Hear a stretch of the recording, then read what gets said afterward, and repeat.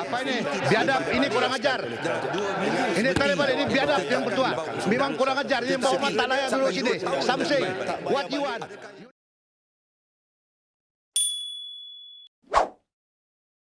Kecut selepas dicabar Anwar, Bersatu akhirnya mengaku angka 126 hanyalah auta.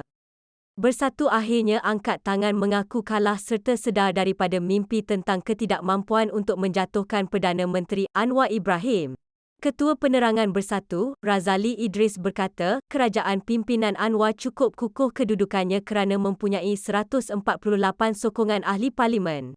Sangat sukar untuk pihak pembangkang mengatasi jumlah itu, ia bukanlah satu perkara mudah, ujar beliau.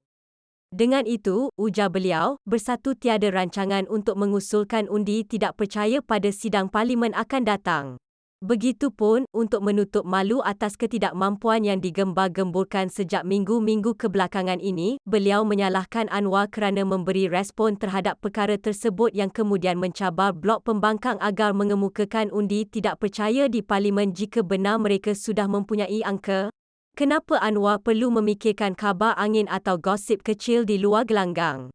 Sepatutnya beliau tidak perlu fikir berapa angka yang pihak pembangkang ada sebab kerajaan pimpinannya sudah cukup kukuh iaitu mempunyai 148 kerusi, tambah Razali lagi. Kepada Ketua Penerangan Bersatu yang baru memegang jawatan tersebut, ingin ditanya, apakah isu menjatuhkan kerajaan hanya sekadar gosip kecil di luar gelanggang, sedangkan yang menghebohkan angka 126 sebelum ini adalah seorang ahli Majlis Pimpinan Tertinggi Bersatu sendiri. Tidak cukup dengan itu, seorang naib Presiden Bersatu pula dilihat begitu galak menulis pelbagai persepsi mengenai kejatuhan Perdana Menteri di media sosialnya sejak seminggu yang lalu. Isu kecil di Kuala Gelanggangkah jika pimpinan kanan Bersatu sendiri turut jadi steam untuk menukar kerajaan? Dengan itu, ia sebenarnya bukanlah gosip kecil di luar gelanggang, tetapi secara sedar memang dicetuskan oleh Bersatu.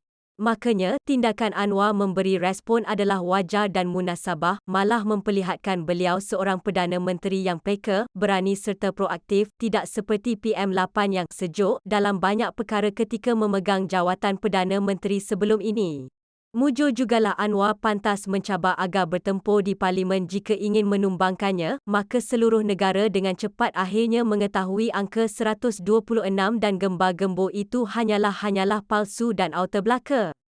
Kalau tidak dicabar Anwar, agaknya berminggu dan berbulan lagi angka 126 itu terus dijaja sebagai isu untuk mencetuskan ketidakstabilan, seterusnya sebagai modal bagi sesetengah pimpinan parti itu untuk berangan-angan dan bermimpi kembali menjadi kerajaan dan dapat jadi menteri semula.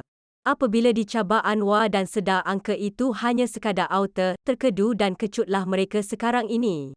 Lagipun, kalau ikut logiknya, daripada 74 ahli parlimen yang ada bersama-bersama PN ketika ini, entahlah dalam mimpi apa mereka boleh dapat angka 126 itu. Dengan jumlah 126 yang dihebohkan, ia bermakna berlaku pertambahan seramai 52 iaitu seramai 52 ahli parlimen yang menyokong Anwar dan kerajaan perpaduan sekarang beralih menyokong PN yang kini mempunyai 74 ahli parlimen. Daripada parti mana dalam blok kerajaan mereka dapat angka 52 itu? Mudah kata, ini sebenarnya bukan lagi bermimpi di siang hari, tetapi mengigau kerana jiwa kacau, lalu meracau angka yang entah apa-apa.